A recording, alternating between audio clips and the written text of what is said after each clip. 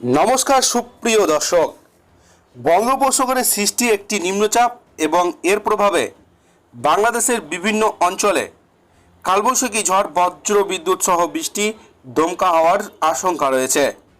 बंगोपसागरेर मध्य अंचले एक सुस्पष्ट निम्नचाप अवस्थान करछे जा धीरे धीरे उत्तर पूर्व दिके अग्रसर होच्छे। आबहावा अधिदप्तर जानिয়েছে এই নিম্নচাপের প্রভাবে দেশের আকাশ মেঘলা হয়ে উঠেছে এবং বায়ুমণ্ডলে অস্থিরতা বৃদ্ধি পাচ্ছে। কালবৈশাখী ঝড়ের সম্ভাবনা রয়েছে বাংলাদেশের এই সব জেলায়। ঢাকা, ময়মনসিংহ, রাজশাহী, রংপুর, খুলনা, বরিশাল বিভাগের কিছু অংশে বিকেল বা সন্ধ্যার দিকে হঠাৎ ঝোড়ো হাওয়া, বজ্রপাত, স্বল্প সময়ের জন্য ভারী বৃষ্টিপাত হতে পারে। দমকা হাওয়া ও সতর্কতা রয়েছেও। ঝড়ের সময় বাতাসের গতি ঘন্টায় 40 থেকে 60 কিলোমিটার পর্যন্ত হতে পারে, যা কোথাও কোথাও আরও বৃদ্ধি পেতে পারে। নদী বন্দরগুলোকে 1 নম্বর সতর্ক সংকেত দেখাতে বলা হয়েছে। নদী বন্দরগুলোকে ছোট নৌযান ট্রলারগুলোকে সাবধানে চলাচল করতে বলা হয়েছে। সমুদ্র উত্তাল থাকায় গভীর সাগরে মাছ ধরতে যাওয়ার থেকে বিরত থাকার পরামর্শ দেওয়া হয়েছে।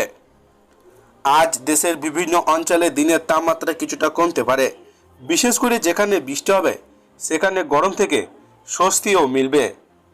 তবে আর্দ্রতার কারণে ভ্যাপসা গরম অনুভূত হতে পারে। বজ্রপাতের ঝুঁকিও রয়েছে। বজ্রসহ বৃষ্টির কারণে বজ্রপাতের ঝুঁকিও রয়েছে। তাই খোলা স্থানে অবস্থান না করা, বড় গাছের নিচে আশ্রয় না নেওয়া এবং প্রয়োজনে নিরাপদ স্থানে অবস্থান করার জন্য অনুরোধ করানো হচ্ছে। কৃষকদের ফসল দ্রুত ঘরে তোলার পরামর্শ দেওয়া হয়েছে। ঝড়ের সময় অপ্রয়োজনীয় বাইরে বের হওয়া এড়িয়ে চলুন। বৈদ্যুতিক যন্ত্রপাতি সাবধানে ব্যবহার করুন। আগামী 24 ঘন্টায় এই নিম্নচাপ আরও শক্তিশালী হতে পারে এবং দেশের অধিকাংশ অঞ্চলে বৃষ্টি বা বজ্রসহ বৃষ্টি অব্যাহত থাকতে পারে। কোথাও কোথাও মাঝারি থেকে ভারী বৃষ্টিপাতের সম্ভাবনা রয়েছে।